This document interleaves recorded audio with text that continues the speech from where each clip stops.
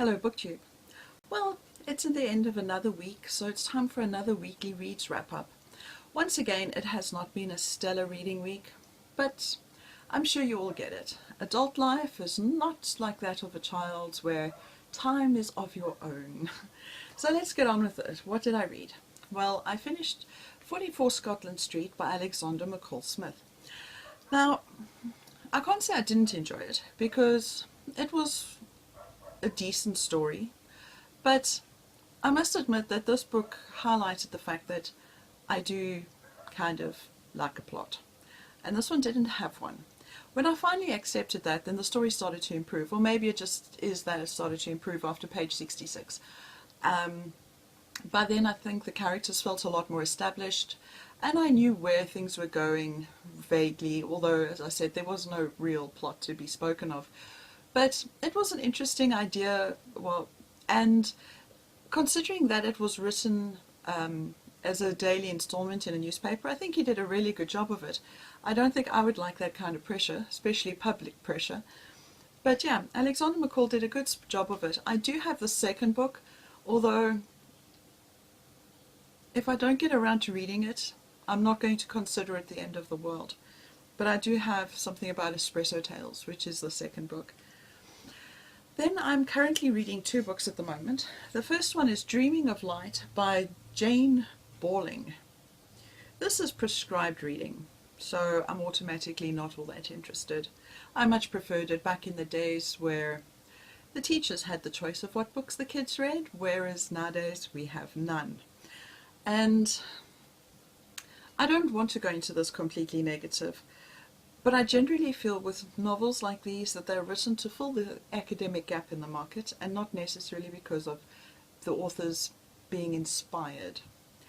But anyway, this story is so far what it's about so far are young boys, 14 around about that age, who are kidnapped and forced to work in illegal mines that are being shut down. And if the idea behind, if they speak about a gun in the opening few chapters, then it's got to be the gun's got to get fired. Well, if that's true in this story, then I know what's going to happen. Not that it's a gun, but still. Then I know what's going to happen. But yeah, I can't say that I'm feeling gripped to read it. I read it in the mornings when I'm waiting for the lift club to arrive. So yeah, it's moving along. And then the next book kind of continues the trend of the first one, and it actually sounds like something from an ad for NaNoWriMo. Plot? What plot? So this is The Printmaker by Bronwyn Law-Viljoen, a South African novel. It's about an artist.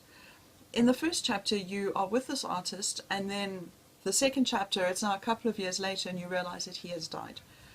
And it's now filling in the gaps. You follow 4 different people so far, and I'm past the halfway mark, so with luck it's going to stay that way. And it seems to be an exploration as to what is art, the process of art, both in the creation of it. Wow, that was just a moment of deja vu. The creation of art, and then the more sales side of it.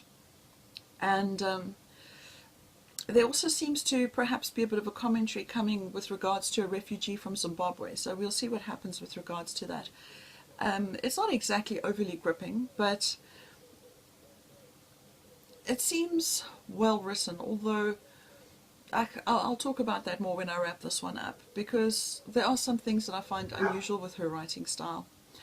So that is the current reading week.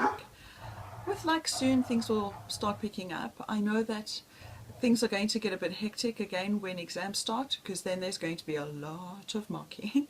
But after that, then we have a 2-week holiday, so that will be great. But that's only at the end of next month, so we will get through, even if it's a book a week, until that point.